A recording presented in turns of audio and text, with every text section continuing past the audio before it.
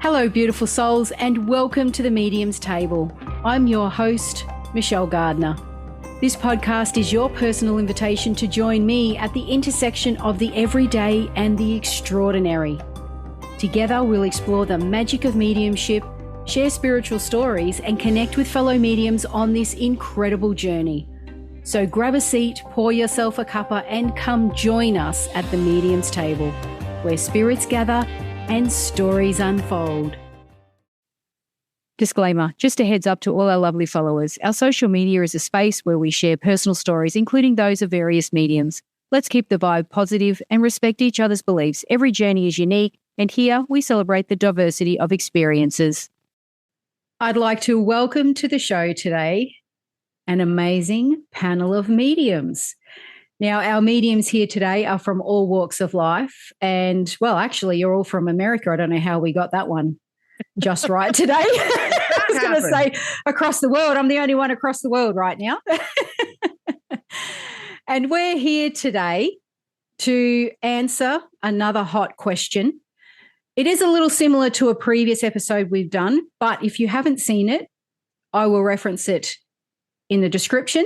But our question here today is it possible for a medium to sense or communicate with a spirit both close to death and right after they've passed? That's the hot question here today. And I know you guys have all had experiences with this, so you are the perfect candidates.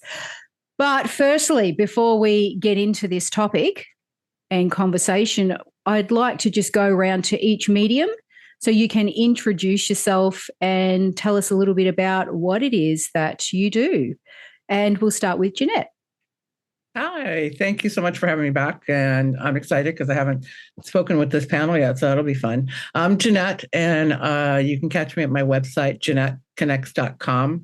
And I'm a trance medium, developing medium, because I think we're always learning and developing. And I do channeling as well. And yeah, just all around everything that's out there to explore. That's what I'm about. And hopefully taking people along with me for the journey and spreading the light. Thank you. Yeah. Jeannette, known as Infinite Possibilities. Annie, what do you have for us? I am a psychic medium, and I've been a psychic since I was a very young child. And I'm now an author of 3 books, and here they are, 2 of which were channeled material and also contained material of my experiences with the guides and the angels over forever, my entire life. There is a 3rd book in that series that's coming. The last book is I Love You Goodbye, which is a story of my grief walk after my husband died less than 2 years ago, and everything that I learned and experienced. And I put that into a book for new widows and widowers to read. And because of all that, I'm now a grief recovery coach. And you can reach me on Facebook, Aynne McAvoy, Psychic Medium. I'm on YouTube, just Aynne McAvoy. And my web address is AynneMcAvoy.com.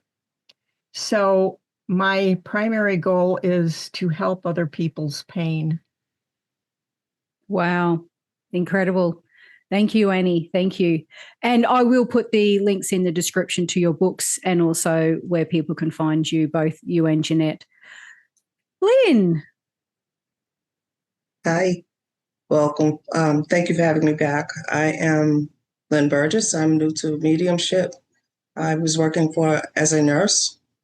My husband passed unexpectedly, and the doors to mediumship flew open. So as far as I'm concerned, I am new and developing medium. Fantastic, fantastic. Leanna.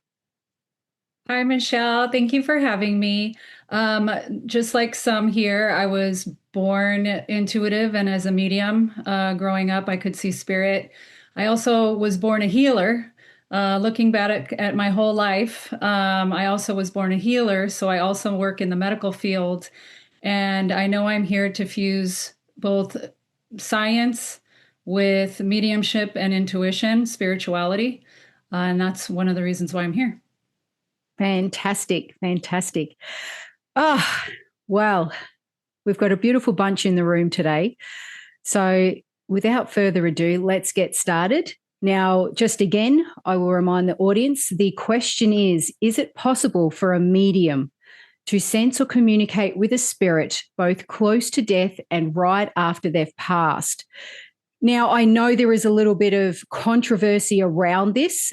Some mediums will say absolutely not. No, you have to wait. But I think there is evidence and experience that shows otherwise. So let's start with Jeannette. Right. Well, I am thinking back to when I was 19 and things that happened to me on and off, but my mother was Catholic. So this whole realm was really shut down, any of this stuff. And my grandmother had come from California. She had gone to Cuba, which was, our country of origin. And she was there for a couple of weeks. She came back and she was pretty ill. She was in the hospital here with some stomach problems. They just thought that it was the stress of seeing what her country had been to what it was now, like some 30 years later or something like that. And so she was leaving. She had been staying at our house, and I was in the hallway, and she said, come and give me a hug goodbye. And, I was hugging her, thinking, oh, what am I going to wear tonight to that date that I got? I'm 19. That's where my brain is at, that age. Anyway, and I hear her as if she's inside my head saying, Amon, this is the last time I'm going to hold you in material form. I really like the guy that you're dating. He's going to be really good with the family. You're going to have a good life. I love you. And I just, even now thinking back to that moment, it just blew my mind. And I never did drugs. So that was not, because that's maybe okay while you were doing something. No, I remember just running into my room and crying, and just the news was upsetting. And what had just taken place, you know what I mean? They were like neck and neck. I didn't know which one was freaking me out the most. And sure enough, she got back to California. They took her to her doctor's or hospital, and she had pancreatic cancer or something. And she had told me, I'm going to be dead within 2 weeks. And that was 100% what happened to her.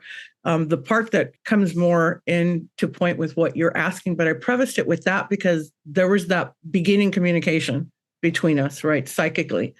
And so I didn't talk to anybody about it. I kept it to myself. And I just, it's another thing that takes place that I don't know what to do with. So I'm driving my dad to the airport, and he was going to go and see her. And as I'm driving back, I hear, that's it. I'm going to be, I'm trying to, the translation, like leaving the human body now. Your dad won't make it on time, but don't tell him. And that's driving home. And again, I started crying because I could feel her love with me there in the car. I guess the essence of her spirit or whatever. And it was incredibly disturbing. And, I got home, this is no cell phones, whatever. So, and then about 3 hours later, I got a call from my father, who had landed, to tell me, ya tu abuela murió, she's passed, she's, gone to spirit. So, and when I spoke to a cousin of mine, she said, oh, she died like before your dad even got on the flight. But we didn't want to tell anybody because what was the point in that? He was already going to come. He didn't need to spend that whole flight thinking about what had taken place. So that was the first one, which was pretty odd. And I'm still dealing with things where I'm like, I don't understand what just happened. How can this be? My human brain still puts up a tug and a fight. Another one was with my mother-in-law, and there was a real long episode that Michelle did on that because it lasted like 3 days. she had had another heart attack, and she was in the hospital. She was incubated. She was in a coma at this point, and she started talking to me. We never had a really great relationship. I tried, but she was a tough one. And I hear her saying, Jeannette, I'm looking around, and everybody's very, one of those moments, and everyone just stands there, and everyone's in their own head, looking down, really somber. And I'm looking around thinking, who's talking? No one. And I look at her, and it's definitely not her talking, but I hear her again and again, just repeating my name. And then she proceeded to give me a laundry list of things that she wanted me to help her with before she finally passed. So you can catch it. Like I said, it's really long, and I have other, friends that are going to want to share their stories here tonight. It's a long one. So it was very interesting, though, that even upon death, she was incredibly demanding and a major pain, even when she was leaving, and even after she finally died, I thought, okay, that's it. Because honestly, it was 3 days of that. And then she came to me with little jewelry things that she wanted this to go to this person and this with more to do. So, yes, so that was an amazing experience with her. And there was tons of evidence that came through as I spoke to different family members and the nanny that took care of her and everything else. That was incredibly evidential to me, which got me thinking, okay, this is pretty undeniable, some of the things that took place with her. And then unfortunately, when my husband passed, I was driving, I was away from the house, and I was stuck in traffic on the bridge over the Miami River. And kind of like what happened with my grandmother, I could just sense him in the car with me.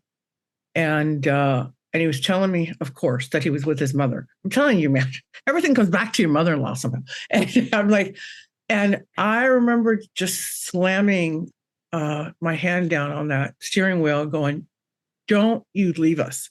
We still need you. I mean, my daughter was really young. Don't do it. I know that it feels wonderful where you are right now, but don't be a selfish bastard. Come back. But I didn't get to control the end game there. But he was there, and he was speaking to me. And then my brother has a good friend. They've been roommates for like 15 years, these old bachelor guys. And I hadn't heard from him in a long time, from my brother, and in reference to this friend of his. And I knew that he was getting on, and he was older, and he was having issues. And all of a sudden I'm hearing him, and I'll use the word John for purpose of this. And he says, hey, I need you to give your brother a message that I really appreciate him putting up with all my stuff, because my brother is a type A personality, obsessive compulsive, where everything has to be in its place. And his roommate, John, had 2 little puppy dogs in diapers, and then his back went out. And the one who took care of it all was my brother. Where if you say, hey, do you mind getting me? Get it yourself. So he had such a learning experience with this roommate of giving, things that he would never have tolerated. And so he was telling me that he recognized how hard that was for my brother, and he was very appreciative, and he wanted to make sure that he got that across. And so I call my brother up, and he's like, oh, yeah, he's in a coma. He's doing really bad. We don't know what's going to happen with him. And okay, well, let me know anything you need. But again, my brother's very disconnected. If you don't call him, you don't know that he's still existing. So then I call him and I go, hey, how's John doing? He's like, you know what, man, he came back and he says he remembers talking to you. I'm like, whoa, what? He says, yeah, that he was thanking you for stuff. And now he was telling me, that he realized how many times I had to clean up all the, the stuff from the dogs and et cetera, and how difficult that was for me. And so that one was really interesting, because he was what I call like in the in-between, which is where my mother-in-law was for a bit. And so I called him a few days ago, knowing the show was coming up, because I don't know if he's immaterial or not. And he's like, I don't know. I go, well, where did you call? Where is he? He goes, well, I think it was at some rehab. I go, do you know which one? No, nothing. He has no idea. So at this moment in time, I don't know if the poor guy is actually passed on or if he's still alive. But that was one example of, him communicating while he was in, I think, just a real altered state of consciousness, because I think we're still connected to the body, definitely, but not as much as we normally are. And then the other one that was the real big one was when my husband did die. He passed on a Thursday, and we were staying at an apartment on the beach. And on Saturday, I mean, it was so completely unexpected. This guy was a 6-degree black belt. He was in peak performance. I mean, his vitals were like a professional athlete, his blood pressure and everything, probably where you're at, Michelle, I guess, if you take your vitals. And to do the simplest thing, like to pour water into a cup, I had to think, okay, take the cup, put it, turn on the water. I mean, I had to like dissect all the steps of everything. 70% of your frontal lobe, right, kind of shuts down when you have a major shock like that. I don't understand who thought of that, because basically you should have like another 50% to help you get through it all. But it's the body's way of being able to just make it through whatever you're going through. So I'd be very livid here. So in order to go to the restroom, I really had to sit there and, okay, at the top, shut the door, turn on the light, sit, I had to go through all the steps. So here I am trying to go to the bathroom. Okay, squeeze your lower abdomen. It was ridiculous. And in that moment, so romantic, boom, in my mind's eye, here is my husband. He had this huge smile, like ear to ear, huge teeth, beautiful smile. And there he is, smiling. And I was, it's funny to me now, but at that moment, I was furious. Like if he had been in front of me, I would have smacked the hell out of him. I was so angry because I'm sitting here and he's super happy, elated. He was like a 3-year-old on Christmas morning. He was so happy. And I sat there feeling his emotions and thinking, oh my God, what? And then he said, this is amazing. And he said this one thing to me. I had always told him about these things that had happened to me, and he would tell me, I believe that you believe it. Okay. That did not help me at all. But that was his way of like not really arguing about it. Like, and I would tell him sometimes, let's agree to disagree. Okay. We're very different in our ways of seeing the world. So he goes, Punir, you were right. It works. Punir was his nickname for me. He was an attorney and a CPA. When we would get into a discussion, I was like, let's understand each other. Let me feel your point of view. Let me make you, or at least comprehend where I'm coming from, even if we don't agree. He was all about, you're right, I'm wrong, you win, I lose. Always, always. So that was exactly what he said to me. You were right. This works. And that was it. And then he was gone.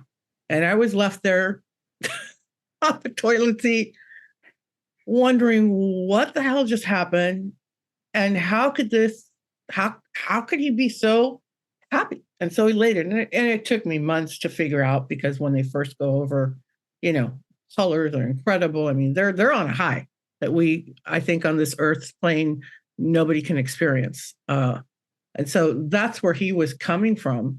And I think probably a whole different perspective of how we see our lives. And he probably sees it like he came through to several people. She's going to be okay. She'll be fine.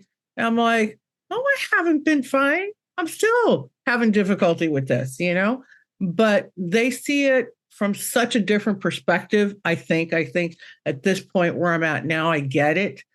But yeah, so he came through loud and clear. I don't know what the variables are for people to be able to do that, because a lot of times, like I've tried reaching out to a grandfather for my son-in-law, and crickets, like, I don't know, but he was incredibly religious. anyway. Recently, he popped up somewhere. Recently, he came to me and said something, to pass on to his grandson. But that's been like 3 years, so it took a while because I would reach out for him but get nothing back. So I don't know exactly what the rules and the regulations are, or if it depends on where they're at when they pass. I think that's a big part of it, is where their head's at, and if they've had exposure to any of this type of, metaphysical stuff and spiritualism and whatever.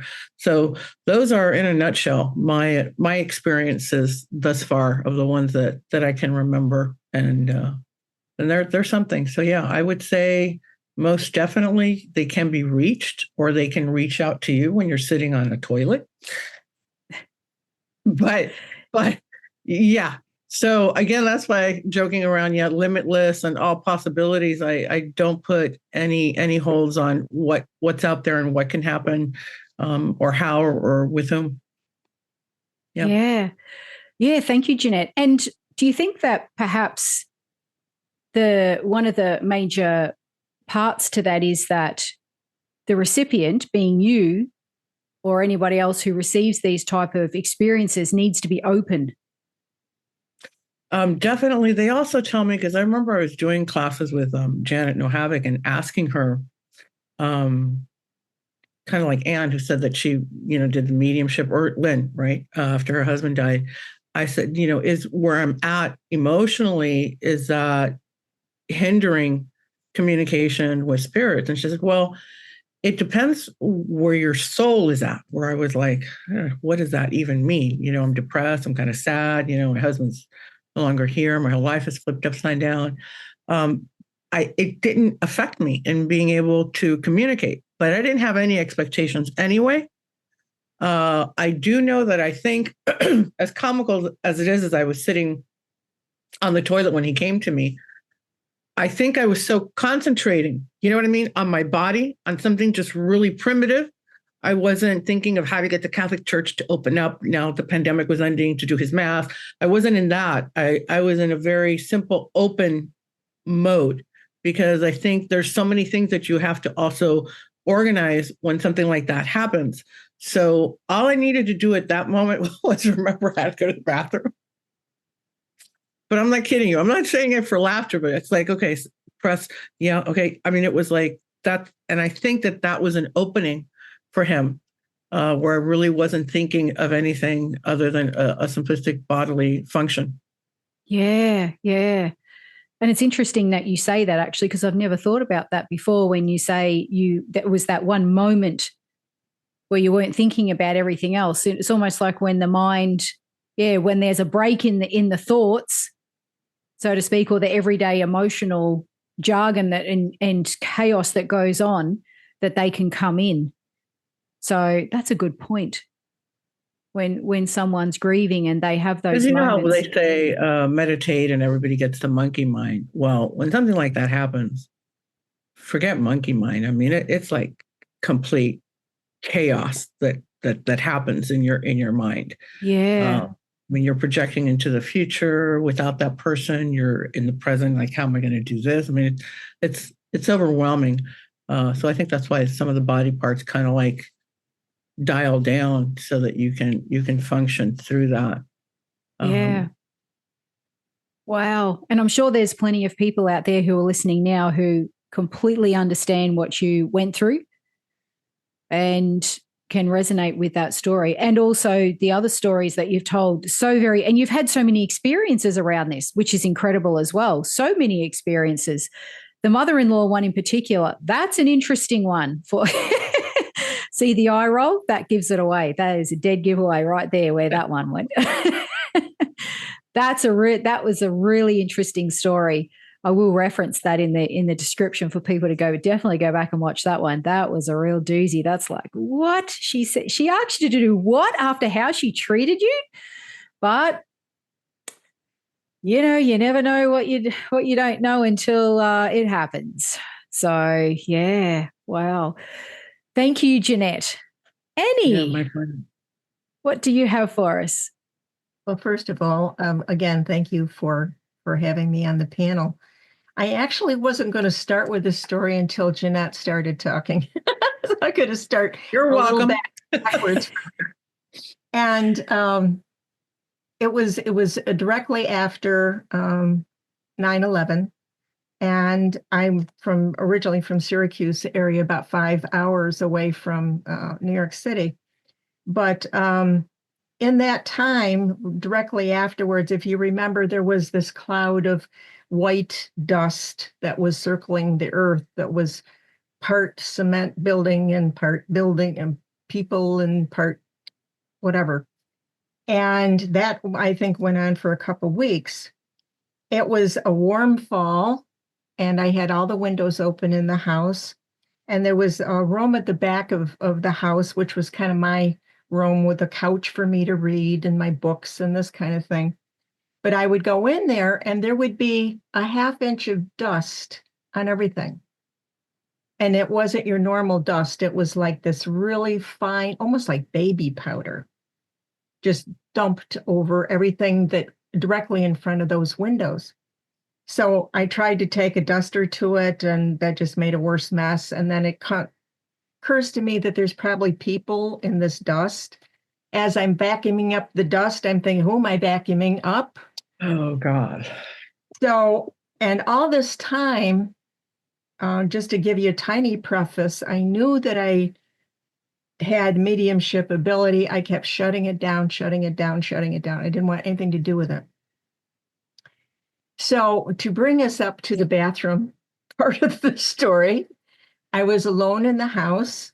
The bathroom door was shut. I'm on the toilet. And if you think of your bathroom at home, there's always a little space between where the door and the floor meet. And you can, if somebody's walking in front of the door, you can always tell because there's a shadow change. So I'm sitting there and I'm watching people walking up my hallway in front of the bathroom door, and I'm freaking out. And I jump off and open up the door, and I'm screaming at them, just leave me alone, go away, just leave me alone. So I finally got a phone to a friend of mine who's a wonderful medium. And I said, Jane, I don't know what's going on. They're here and they don't seem to be leaving, and I don't know what to do. And she said, there isn't much you can do. Your light has gotten so bright, you're attracting them. And I said, I don't want this. I do not want it. And I did manage to shut it down for quite a while. So I'm going to fast forward that, skipping over a whole bunch of stuff, but fast forward to just as my husband was dying in hospice. And one of the notable things that happened right before he died, it was maybe an hour or so before he died, he'd been in and out of a coma, and he suddenly sat up and had the biggest grin on his face I've ever seen in my life. And he did like this. Now, his daughter died when she was 11 years old, and I swear he was looking at his daughter. That's something you would do to a little kid like this. And he was just over the moon happy, and boom, he went right back out again after that. So I'm on the phone with my neighbor, and like Jeannette said, inside my head, I'm hearing my husband shout, I'm leaving now. So I look up, I hang up the phone on my neighbor, and I stand up, and I'm on my way over to the other side of the bed where I can get to him closer. And raising up from his body up to the ceiling and out to the sliding glass doors out the lanai, which is like a covered screen porch, is this cloud, which was kind of a yellow gold cloud. And at the time I'm thinking, that's odd. But I just was so fixated on getting to his side, I just didn't even think about it again for hours later. So again, it was many hours later, I thought, oh my God, I saw his soul leave. How often does that happen? So my son got here first within a day or so after. One was driving down, one was taking a train down. My daughter was taking a train. Neither of them made it in time. But he stayed in Ed's room the first night he got here. Now, Ed was full of mischief on this side. He's full of mischief still on the other side. And Ted got up the next day and I said, did you sleep well? And he said, not exactly. And I said, what's the matter? And he's acting like he doesn't want to tell me what's wrong, right? I said, just, what happened? What's wrong? He said the bed was just rocking and rolling all night long. So I'm trying to laugh. That's hysterical. And I said, Teddy, your dad would not deliberately try to scare you, but he would mess with you. He was messing with you. So he left Ed's bed to my daughter when she got here, and he had a blow-up mattress in the middle of and that ended that business. But as soon as and before my daughter got here, here's an important part. I had a friend here in Flagler Beach who her husband died. She went back to England. She met a fella. She was going to bring him back here to meet her friends and introduce him. And this was all set up months before Ed died. So she arrived and she said, can we still come? Is it too much? And I said, no. I said, he's got to pass inspection. I have to meet him. So she brings him, and I know that he's a medium. I don't let out anything in front of my son, but I know he's a medium. So my son gets up, goes out in the driveway for some reason. And I looked at him, I said, Chris, is my husband here? Is Ed here? And he'd never seen him. He'd never met him. And he said, yeah, he's here. And I said, is he over here on the couch? He says, no, he's standing right behind you. And he's talking about how his fingers no longer have arthritis in it and his legs are strong and how healthy he feels and this and that. But just about then, Teddy comes back in the house and we quit talking. So later on, I call my friend and I said, tell Chris, thank him. Thank you very much for sharing that information. It really, really helped. She said, oh, and there's more. There's more. So she proceeds to relate a story of a conversation that Ed and I had 6 months before he died, a very private conversation. And here she is relating this conversation. I'm getting goosebumps as I'm telling you. And that was proof solid that was my husband talking to Chris to tell me. So when my daughter arrived, the nickels and the hearts started. I have these big red mats on the table. And sometimes I cook, sometimes we do takeout, whatever. And I sat down the first night we were all together, and I'm telling them about finding nickels and pennies, that Daddy would probably try and reach out to them and look for the nickels and the pennies. And now Ted and Julie are looking at each other like they're passing information back and forth mentally. Should we tell her? And I said, tell me what? So my son said, did you leave a nickel on the bathroom sink in the guest room? And I said, no. I said, I cleaned up the bathroom right after Dad died, and I haven't been back in there since. And he said, there's a nickel on next to the sink. So he went to get it, and he brought me the nickel back. There was a second nickel that showed up shortly afterwards out of nowhere. So that was the second nickel. So that next night I sat down again. I have beautiful round red placemats, and there's this tiny little red heart on my placemat. And I said, well, that's really sweet. Which one of you guys put a heart on my placemat? And they looked at each other. Oh, wasn't me. So I said, okay. So I put it on the Lazy Susan in front. I said, that's one of those things. The next night I sit down, there's a second little red heart on my placemat. I said, come on, you guys, which one of you guys is doing this? No, we're not doing it. Since then, I found several red hearts, sometimes on my desk here, sometimes right behind my chair. I never know when I'm going to find one. I'm making a little collection in this tiny bag. The little red hearts that I have found. One of the, and actually Jeannette touched on this a little earlier tonight about feeling Ed.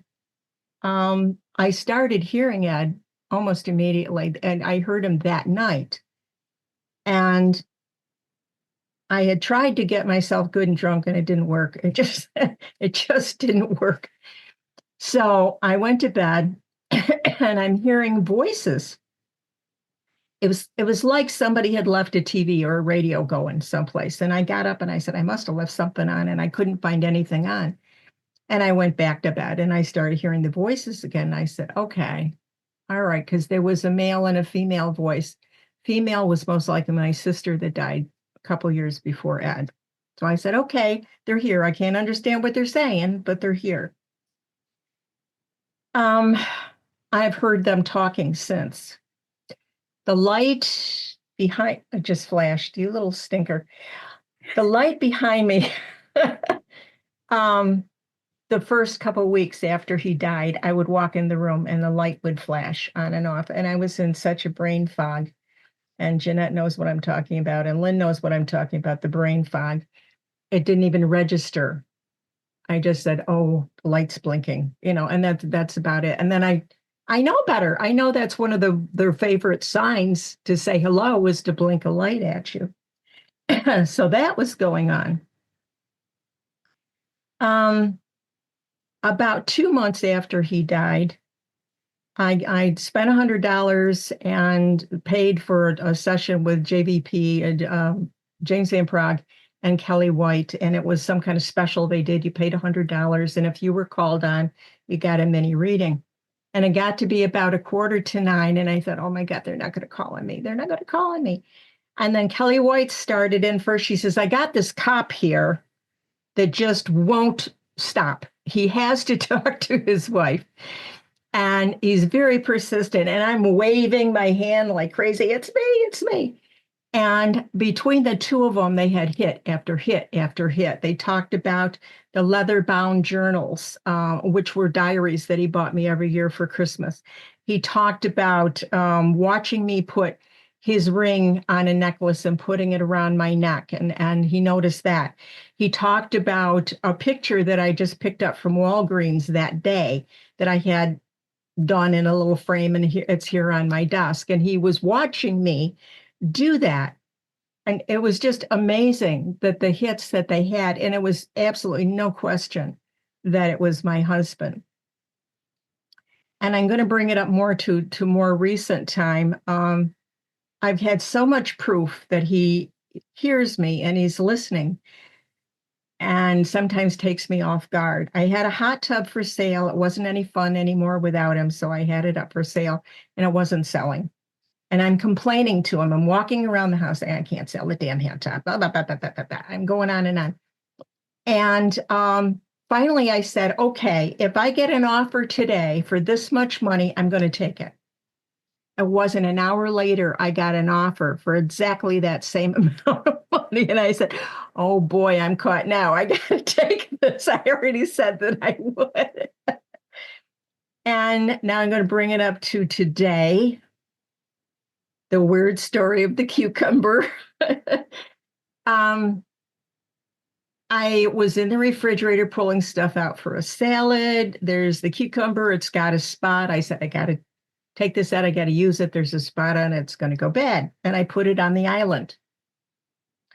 I left the kitchen for a few minutes, and I came back in. And as I'm coming back in, the cucumber goes flying from the island to hitting the refrigerator door about 4 feet away with a big thud, and then hits the floor with another thud. And I'm going, what? Who's throwing cucumbers at me? So I had this, what's going on with the flying produce in my kitchen? Really, what's happening? And part of me thought it was Ed. Because again, I'd been in the kitchen talking to him. I had something I was going to do tomorrow, and I was a little iffy on it, whether should I do this or not do it. And I said, Ed, if you think I shouldn't do this, you have to give me, you have to give me a sign with neon lights flashing and, the band playing and the whole business to get my attention. And apparently that was the flying cucumber. That was my message that I was not to do this thing tomorrow that I had planned on. So to put all that into a nice little package with a bow on it, yes, they can communicate with you immediately as they're leaving their body. It doesn't stop. It's constant. I'm in constant communication with him, either directly or through one of my wonderful medium friends that bring him through. It's really a blessing. So if somebody tells you and I was in that position too, of somebody saying, "Oh, it's too early. You can't talk to them. They're busy. Why do you want to bother them?" Nonsense, absolute nonsense. There is no time on the other side. Yeah, thank you, Aynne. I love that. And so much evidence. It's undeniable. Like between just already with you and Jeannette, there's so much evidence. You can't deny that. No. And there's proof behind what they're telling you and things that they're saying. So it's incredible. It's incredible. Once you open up to that possibility, as Jeannette says, infinite possibilities. Once you open up to that, it's life-changing. You can't ever go back to not believing that this is possible because it's still happening for you. It's still happening for most of you, these experiences. It's just incredible. Just incredible. Can I just quickly ask, Aynne, when you mentioned the 9/11 incident, how soon after that incident were you seeing people like the shadows and people in your house? Was that immediately or months later? Well, I was full-time law enforcement and I had a part-time business as a psychic. I never said medium. I never said the word medium, just psychic. And I had, I don't know, a knowing, I would say. When a client came in, I would know that there was somebody there from the other side to talk to them, and I kept shutting it down. But I told my husband, Ed, I said, something is happening here where I'm notified an hour or two ahead of time before they get here that the spirit's waiting for them. So when he was home, because we often didn't work the same shift, but if he happened to be home, I would set him up at the end of a hallway, and to that position, he could get a good picture of the living room wall and the living room, and then the divider wall and the hall wall, and then into my office. And I said, and we already knew there was orbs in the house. We knew that ahead of time. I said, just take a whole bunch of pictures and let's see what happens. And it was amazing, the amount of orbs. And you could see the orb just moving through on its way to my office, and then it would disappear as it went into my office. And I said, oh my God, this is real. This is real.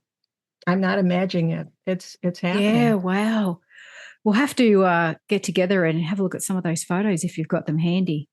Definitely. I do. Not handy, but I do have them. Yeah. Oh, just set you a little task there, a little assignment. Time to go treasure hunting. Thank you so much, Aynne, for your stories. And let's move on to Lynne. Hello. Thanks for having me back.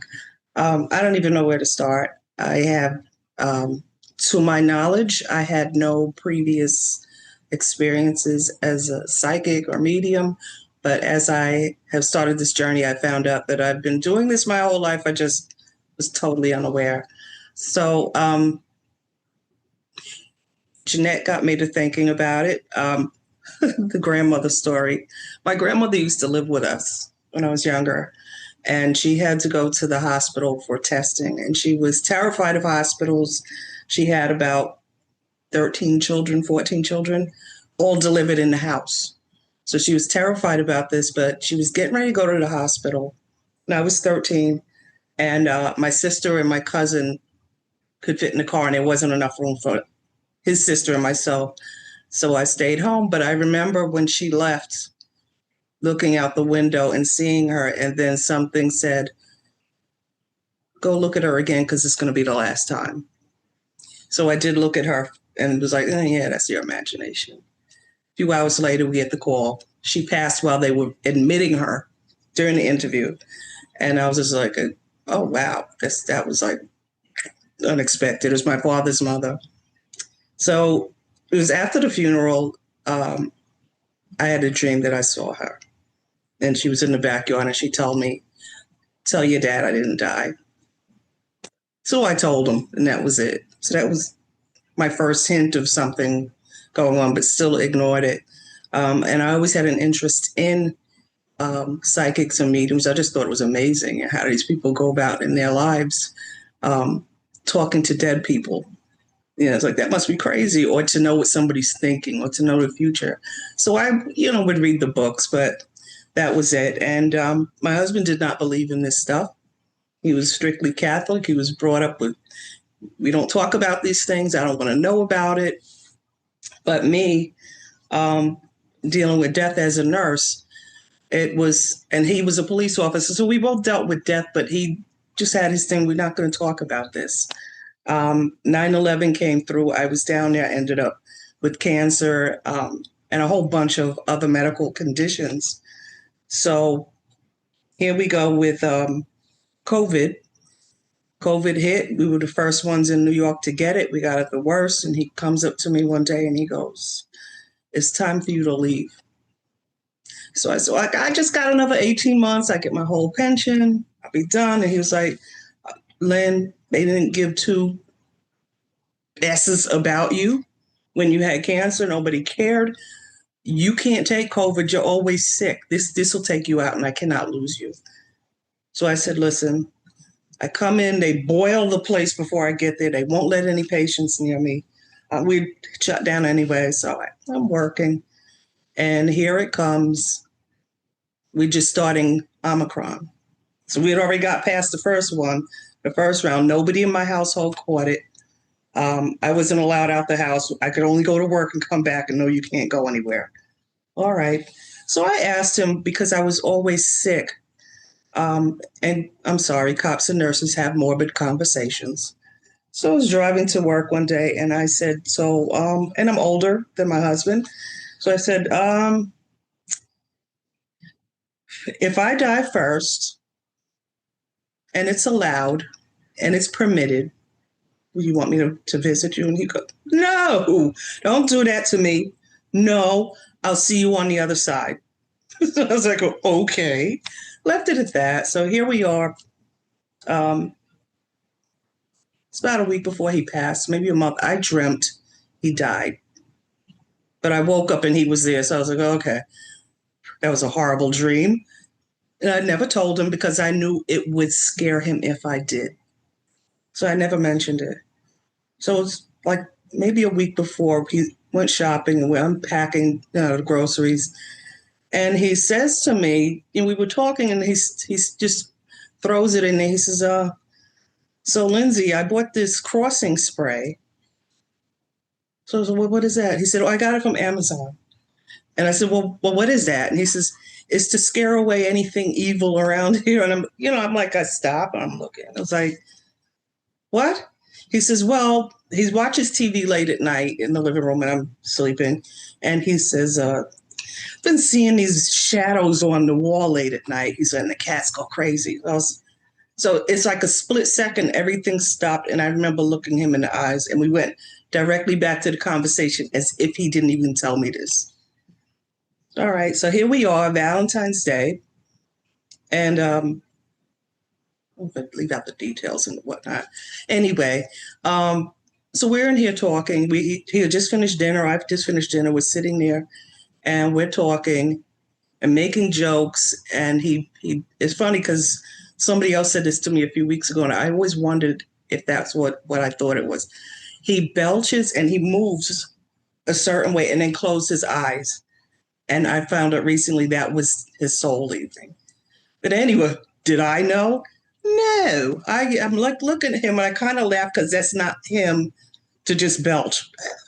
So I said, I kind of laughed and I said, "You okay over there?" He doesn't answer. So I said, "Are you okay?" And I get up, take his pulse. I'm trying to open his eyes. And, I call my daughters and we get him on the floor. He passed the day after that. I was with him for the 15th, sat with him all day and, talking to him and like, "Please tell your mother it's not your time." And then I got the call the 16th, he passed. And then that night, the 14th, we get home like 2 a.m. And I'm getting ready to get my nightgown. They had already told us he was, brain dead. He want us to do another code if he passes. And I was like, "Yeah, don't torture his body, just like let it go." So we go home, and I had already told my daughter was with me. And the first, I have to go back, so I'm all over the map. When we first came into the ER, the lights went out. And anybody who knows hospitals, lights don't go out. Lights went out. And then they came back on. So I just looked, and I looked at my daughter. I said, "That was Daddy." So she was about an hour or so later, the same thing happens again. And I knew it was him. But like I said, then they told us he probably wasn't going to survive. And do you want us to do this? So when I get home that night, or it was like 2 a.m, I'm putting on my nightgown and I heard, "It's beautiful over here, Lindsay, just like you said it would be." So I stand up and I looked around and I was like, okay, that was his voice. And then I was like, "Well, you're in shock. It was sudden, this was unexpected." And I ignored it. But then the next day I was looking for something and I heard, "Well, did you look over there on the floor?" And when I turned around, the object was on the floor. Next day passes. I had asked my daughter, because it was 9 degrees at that time. She was going out, and I gave her my debit card. I said, "Could you get like $500 in cash? We're probably going to need some stuff in the house." She brings the money home, and I don't know where I put it. And I thought about it late at night and was like, what did I do with the money? So she sees me. She gets up early to go to work. And I was like, "You going to work?" "Oh, yeah, I think it's better." So I said, "You did give me that money, right?" And she says, "Yes." "So where did I put it?" She goes, "I don't know. I gave it to you." So I'm sitting there trying to figure out what I did. I looked in every spot I would have put it in. And then the thought hits in that voice, "Did you check the green book?" I started kind of snickering. And I had to find it was a book that I was writing all the details. I had never done a funeral before. So I was writing down all the things I needed to do. And then it was like, "Well, where's the book?" And I find it. My sister's leg is on it. She's asleep. Find the green book, and there it is, the money. This kept happening down to even I needed to find a suit to take to the funeral home. And I heard, he used to always tell me I need to lay down. I'm always doing something. You need to rest. But he doesn't say it as nice and as polite as other people say. He's just like, I just heard, "You need to sit your ass down already." And so I was just like, well, I would if I knew where to find your suit. And it was almost like automatic. I just walked over to the closet, stuck my arm in. The first thing I grabbed, I pulled it out, was a suit still zipped up in the plastic that they get them in. And at that point, I was just like, this is some crazy stuff here. And I didn't know what was going on. I even heard him talking during his funeral. I heard him comment about my brother. And I'll leave that comment out. But I would keep getting messages and seeing things, and things were out of place. A friend had sent a plant over. It had a ceramic angel on it. And I came out, one day, to water it, but the angel was broken off and laying next to the plant. So I asked my daughters, "Did somebody drop the plant?" "No." And I was like, "Oh." They said, "Well, why?" I said, "This angel," hold up the angel. The angel was broken off, and both of them were like, "I didn't even know there was an angel on the plant." So it's just, this was constantly going on until I finally had to go to a medium. It was a medium online I came across. And he validated 21 of my 23 questions. That's how I said they were there, and then I had to take the course because I told them, here I'm walking around the house. I know they must have thought, mom's gone, because there is that fog, and you're on automatic pilot. And I'm like kind of mumbling to myself, but I'm talking to him. It's like, listen, I'm going to take a course and I'm going to meet you halfway. We could still talk. So the first time I go to a medium, she's talking to me and telling me all the stuff that he's telling her, which she described everything that happened the night he died. And she said, he's telling me that, you're going to learn this. You're going to be very good. You're going to be a healer. And then she said, and you're going to meet him halfway. And I was like, oh, he's listening. This is crazy. Those are the things that kind of make you giddy, because your whole life has been turned around in the blink of an eye, and you don't have, it's like a free fall. You have nothing to grab onto. And it was and she also had mentioned I would sniff his shirts. And she says, he's telling you, whatever you do, don't throw away his favorite shirt that you sniff. And I was like, he knows about the shirt too? She says, yes. So Lynne, he knows everything. I was like, he does? I said, well, does he go in the bathroom with me? So I thought of you. She said, he says, no, he stands outside. I was like, oh, but he can hear everything, right? She said, yeah, he said he could hear everything. I was like, it's just like, I said, there's no privacy with this. They know everything about you. They know your thoughts. They know your dreams. He was always in my dreams, telling me he never left. So, but that's pretty much it. Like I said, I'm very new to this. So to me, everything is new. It's like opening up Christmas gifts, stuff you didn't expect. You're like, yeah, I knew I wanted the coat. And then you find out you got a bracelet and these boots you like. That's what this is like for me. It's just opening up one thing after the other. Yeah, thank you, pretty Lynne. much. But they do come in. He came in it was less than 2 hours. And wow. The books that I read said you had to be at least 6 months, because they go through the review, life review, and you're not open to it because you're in shock and you have grief, so you wouldn't hear it. But I heard it and saw it. Yeah. And again, that's now 3 people on this panel that have hard proof to confirm that they are coming through either before, during, and straight after. That's incredible. I love that. And it's amazing how you guys all have similar experience. And I'm just going to say there's now a whole global group of people who won't go to the toilet now because there'll be spirits at the door. You even think of it in the shower. It's like, well, okay, so we showered together a couple of times, but still, come on. I mean, you just, it's funny because my sister termed it, the loss, as your whole pocketbook has been turned over. And any of you who have had your bag turned over and everything falls out, I was like, she's right. You just feel like your pocketbook turned over. So, but it's also they know everything that's going to happen. Yeah. And one of his comments, which I keep it with me, is none of this is by chance.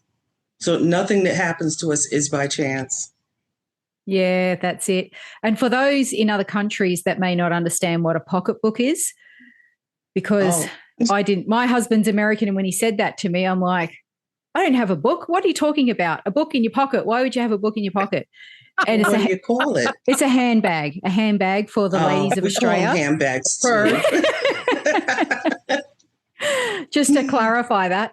But yeah, I find the humorous part of this, probably not in a ha-ha funny way, but the whole toilet thing is so prominent. And there's just, after people have listened or watched this, how many of you are going to go to the toilet and just watch that gap under the door? Well, have the door open so there's no surprises. Yeah. Oh, I love it. I love it. Thank you so much, Lynne. Leanna.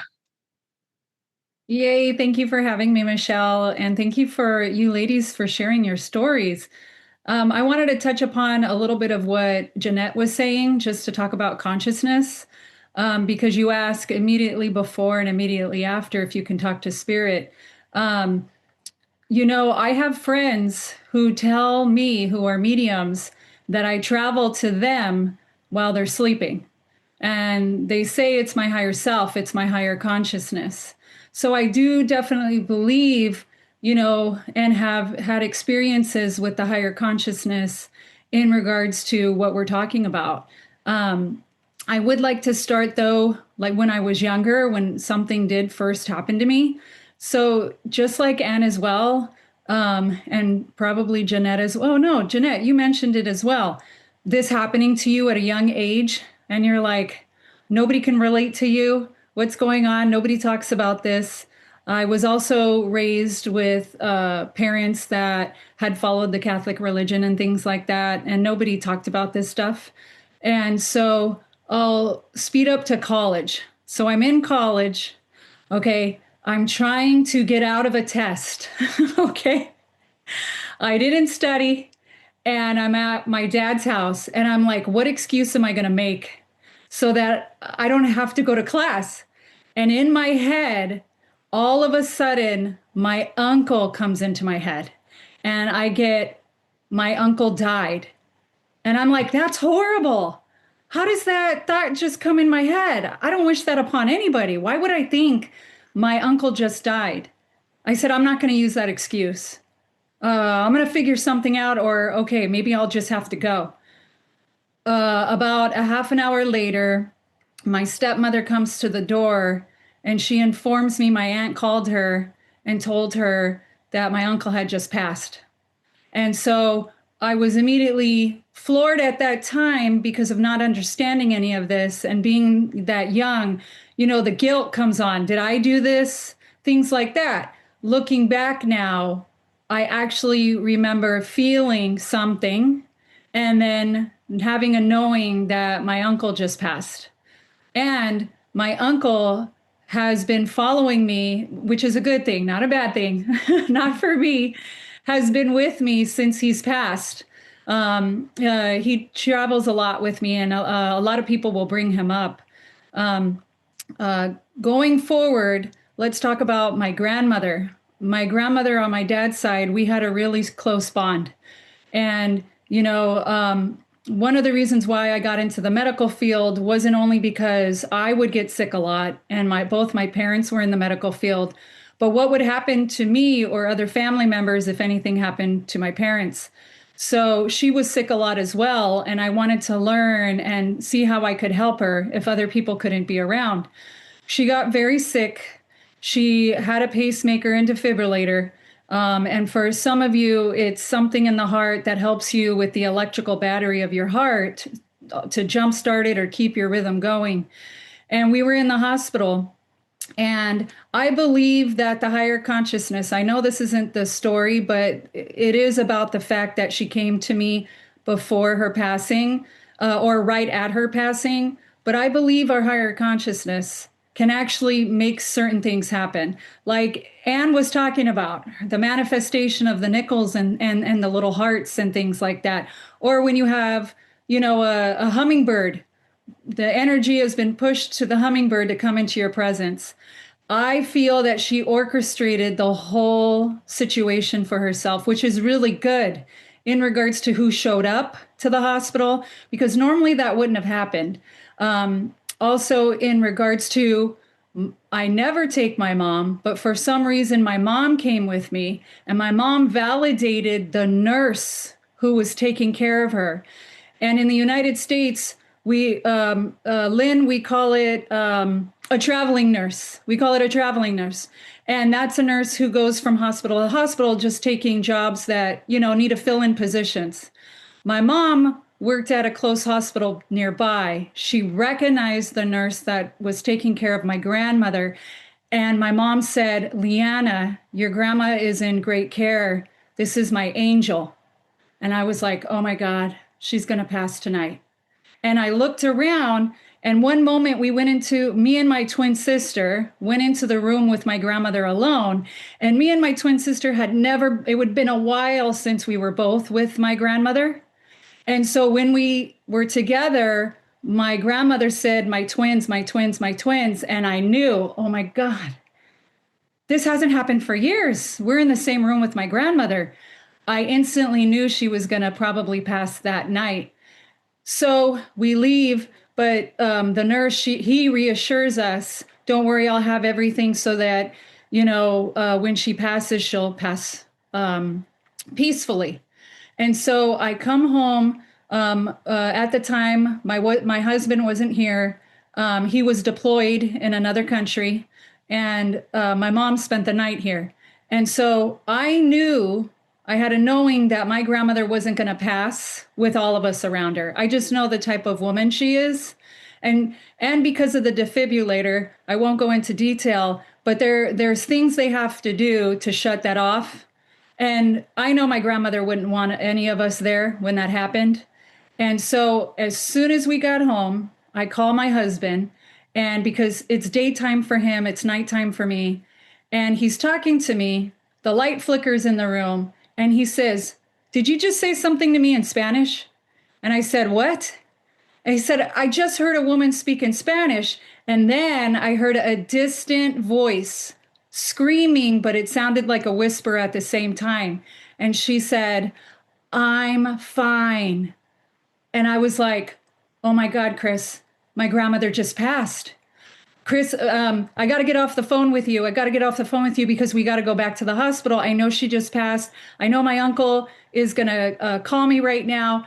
And instantly my uncle calls. I tell my husband goodbye. I get on the phone and my uncle says, "Leanna, your grandmother passed." And so I was so grateful for the bond that we have had, that I could get, that she gave me that gift. And I feel it's an amazing and beautiful gift that she told me she was okay. And I knew she was going to heaven, what, of course, she believes in. And it was the coolest thing to have this validation and also to know that my grandmother was safe, because she meant the world to me. So that was one instance. As a medium, when I connect to people, there are times that I even get souls that are not even close to passing and transitioning. And I do want to touch upon what Jeannette was saying about altered state of consciousness. Also with me when I'm sleeping, I find that with some of the people that I'm talking to, they have recently had either a stroke or some medical ailment that leaves them not as in control of their body as they used to be in control. So, for example, my father had a stroke. My friend's father has Parkinson's, and it's progressing. And so I'll touch upon that. Him having Parkinson's, it's recently gotten worse. And through a spirit circle that I was in the other day, her father, who's still alive, came through to wish my friend a happy birthday. Not only that, but her grandfather, who's been passed for a while. And that doesn't surprise me from an altered state of higher consciousness, that I believe, because I've been being presented this kind of information in front of me and witnessing it, that when you are maybe not as in control, you can do things like this. And so my father used to come in through other mediums, but now my father comes into me. And so he's still on the physical plane. There isn't any sign of him leaving yet. What happened to him? He had a stroke in an area of his brain, in the back of his brain, that he can't remember the day before. When he wakes up, it's like he doesn't remember anything, and he has to ask my stepmom about everything. And then he remembers the latter half of the day, everything that's been going on. And this is on repeat over and over and over again. And so he's forgetting a little more as time goes by. And as that is happening, his connection with me is getting stronger. So now I can hear his voice. So when I'm first waking up, I hear him call my name. Just like the rest of you who've had these experiences, when I'm up at 11, I know he's already asleep, and everybody's asleep in my house, and he'll flicker the light downstairs. And I'm like, "Dad, is that you?" And then I'm like, blink the light twice if that's you. And when I said that, he had a full on sentence with me. Leanna, yes, it's me. And I'm like, oh my God, Dad. And of course, in those moments, I'm like, I love you, I love you, I love you. Thank you for coming to me. Thank you for coming to me. Because I see these as gifts that, that we get to witness and have from these people's souls. I did a reading for one of my friends who's also a medium. And it's another example of her aunt who had a stroke. Now, I didn't know who I was bringing in first. So I didn't know, this was like more in the beginning, a little bit more in the beginning when I started practicing like more professionally, more often. So I thought maybe she had passed. So I started giving her evidential information. And then my friend said, Leanna, you're talking about someone who's still alive. And I'm like, really? And she said, yes, that's my aunt. And she is in a home right now.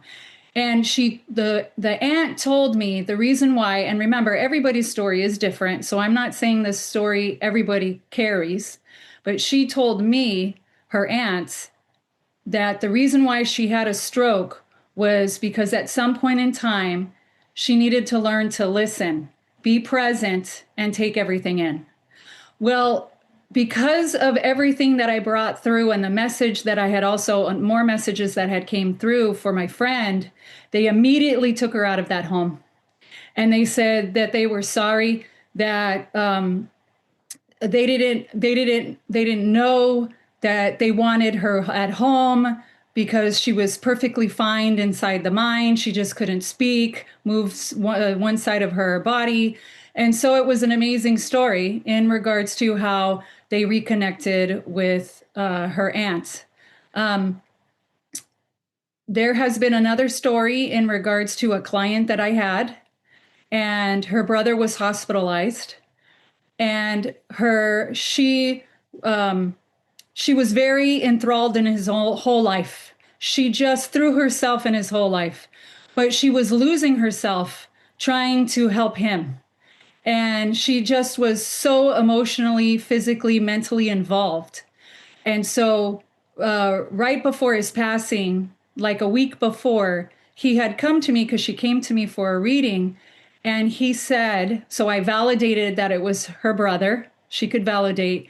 And he said, I see everything you're doing. I love you, but you need to stop because I caused all this problem. I'm the one that needs to learn this lesson. I can't allow you to enable me. I don't want you to let me go, but I need you to let go emotionally and not be so involved because I see it's taking you down.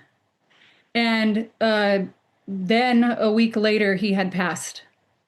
I know in some of us with our spirit circle, people have brought through people that have immediately passed away. And we have brought in some evidential information that this person who just recently passed away has given us. There are times immediately passed away, though, for me, not for everybody, because I can only speak for myself, that sometimes it feels a little more difficult, just depending on the soul, to get a lot of information out when they've recently passed. That's just my experience at this point in time. One example, when I wasn't reading, but that was my grandfather. What happened was this was before, because at some point in my life, I had shut this down as well, this ability that we all have. I was taking care of my daughter. She was about 18 months. And we were in her toy room, and I heard something crawling or crackling on my ceiling. And I was like, what was that? And then my daughter hits me, and she goes like this. And I'm like, what? And she says, Papa, Papa. And I'm like, wait a minute, my dad? like, well, because this also runs in my family. So I wasn't going to be surprised if my daughter had this ability, because it does happen to a lot of like nieces, cousins, sisters, things, brothers, things like that. Because I did also find later that my father has had this ability, but he didn't share it with me until later in life. But I'm grateful he shared it with me finally. But she goes, Papa. So I'm like, is it my dad? And she shakes her head, no. I'm like, is it Chris's dad? Is it my grandfather? And then she goes, God, God. And I'm like, what? So the next day, I got a booking with a medium. And so this was a week, just a week that he had passed. And she was able, first, she brought in my uncle that loves to be with me, which I love him being with me. He looks out for me. But then my grandmother came through and she said, my grandmother is now bringing through your grandfather. And I was like, which grandfather? She's like, her husband. He is not talkative as much, but he also wasn't talkative, that much talkative in the real physical realm.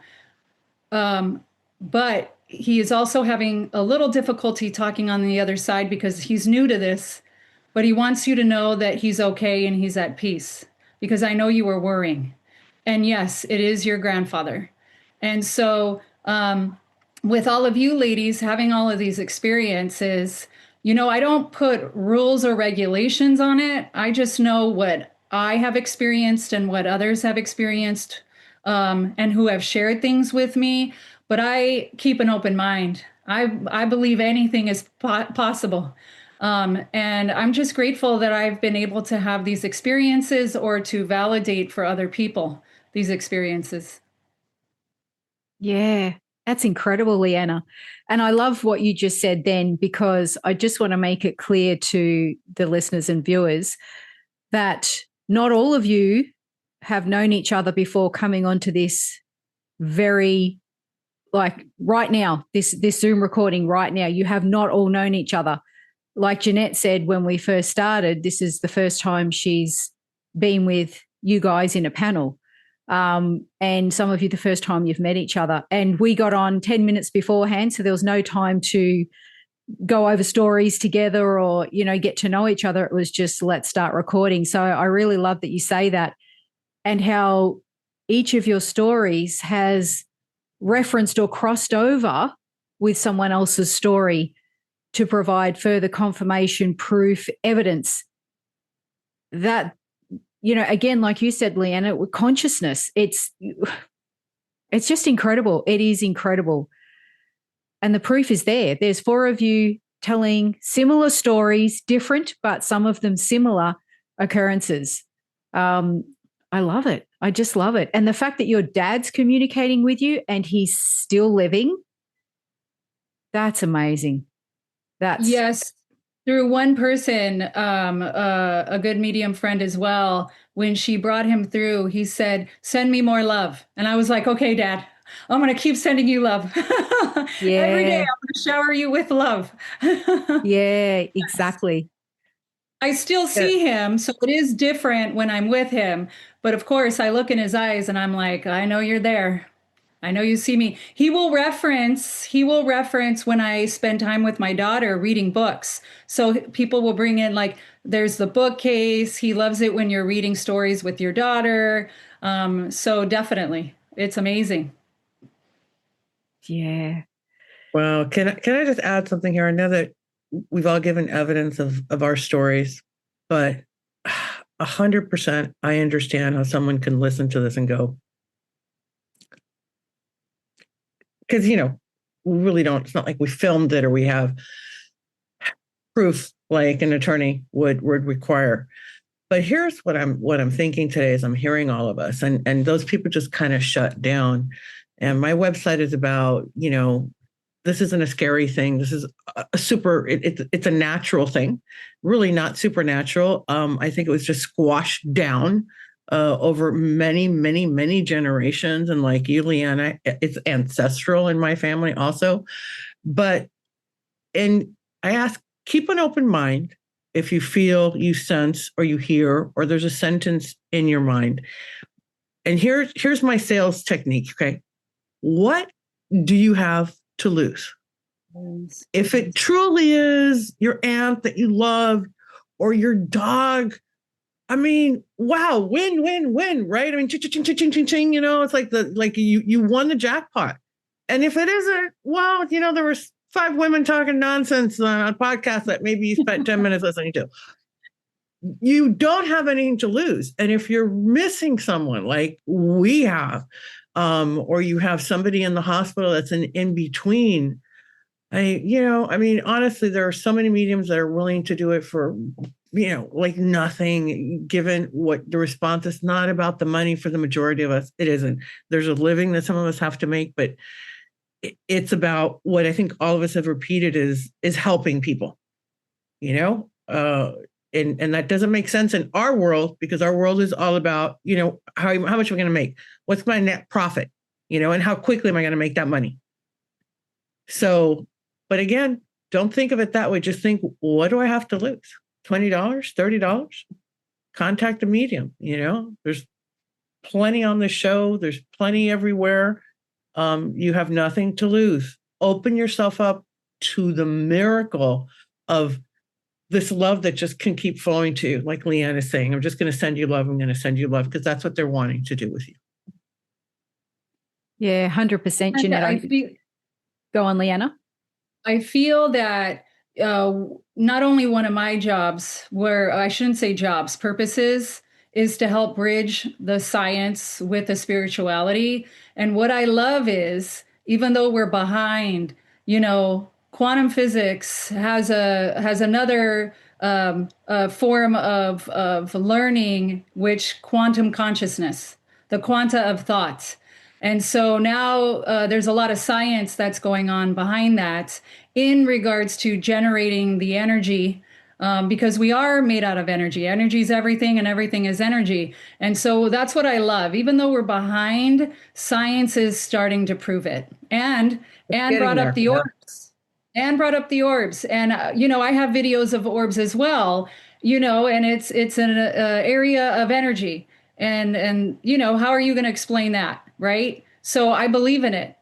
We see them, and it's amazing. Yeah. Technology 100%. Is also catching up with science. So the way that they're filming it, the way that they can actually prove that it wasn't a reflection or a lens. So I'm with you on that. And there's several universities in the United States that's what they're doing. I love to follow all of that, because it backs it. Definitely. There was one story I didn't tell, and I want to do it quickly, because we've all been talking about hearing and feeling, sensing.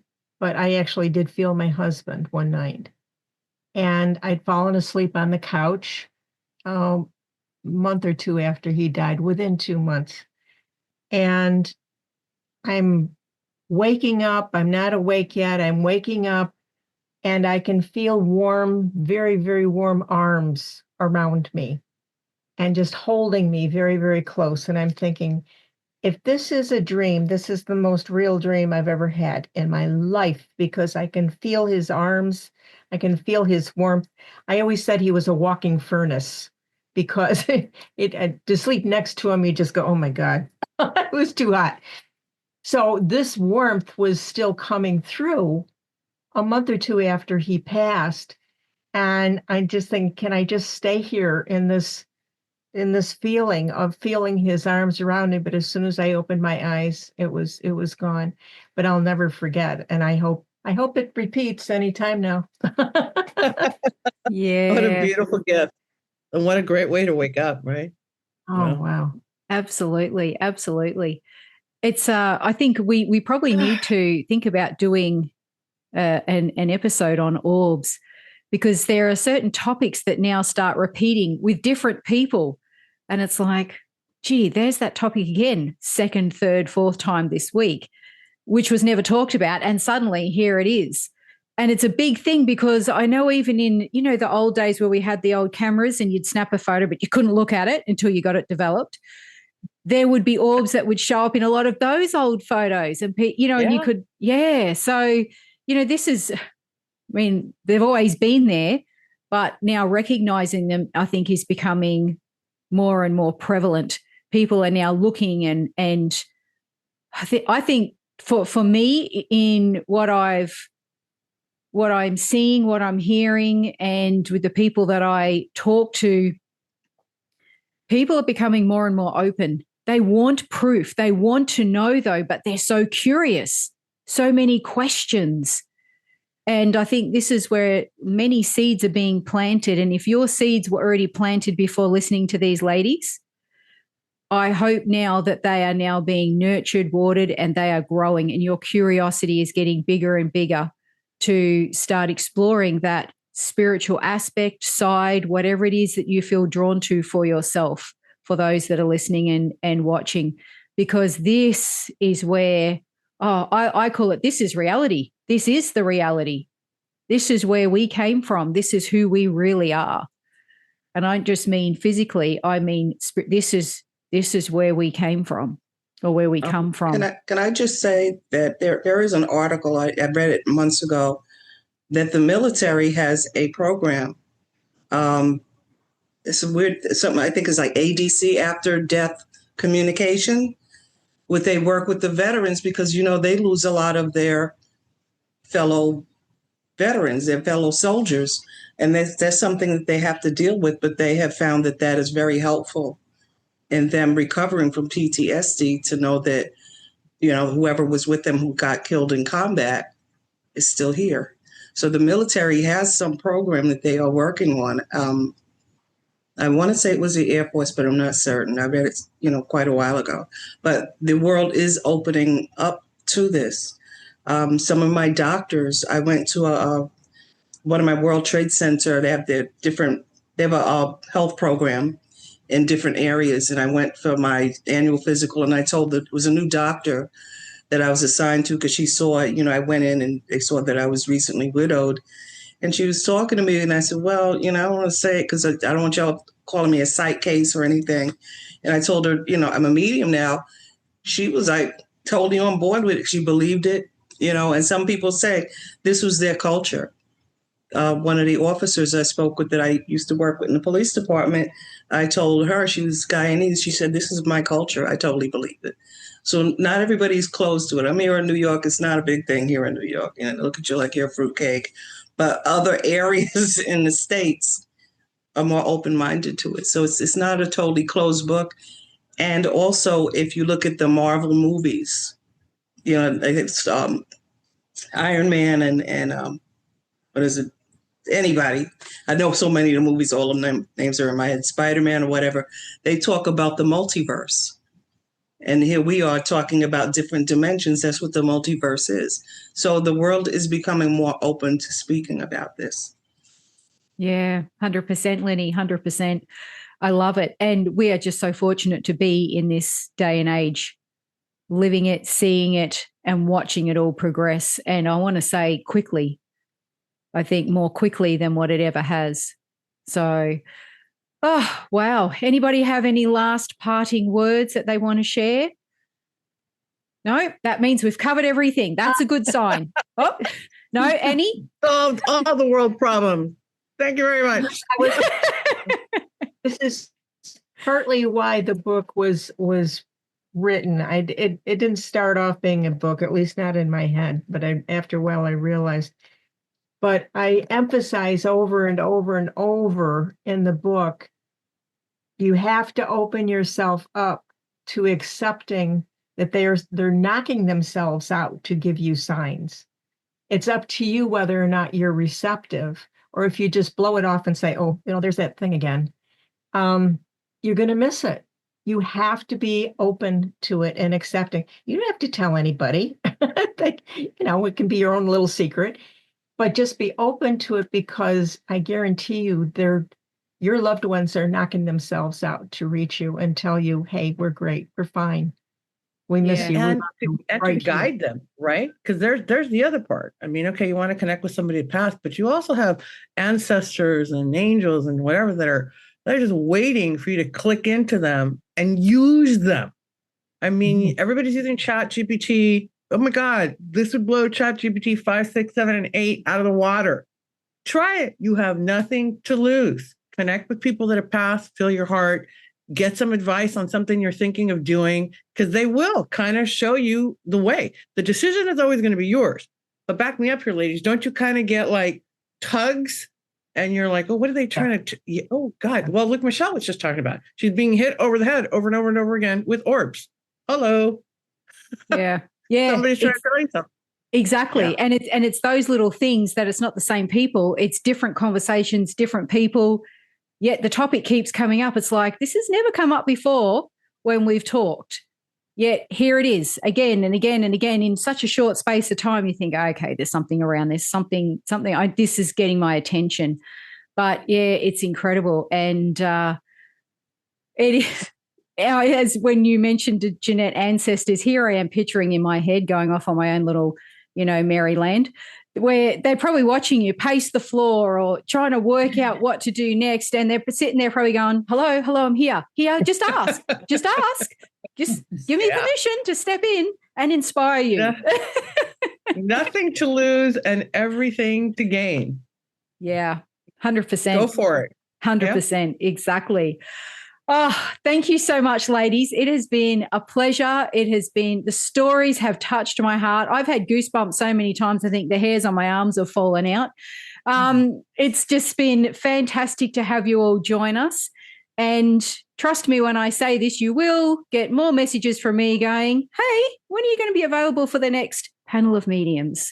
So it's coming. Thank you again, ladies. And for those of you that have links, will be in the description so you can contact these amazing humans, these amazing angels of the earth. And I look forward to having you all back on the show again very, very soon. Thank you. Bye. It was fun, guys. Nice to meet you. Bye-bye. To view the show notes, head over to themediumstable.com.au. If you want to watch these episodes, head over to our YouTube channel, The Medium's Table Podcast.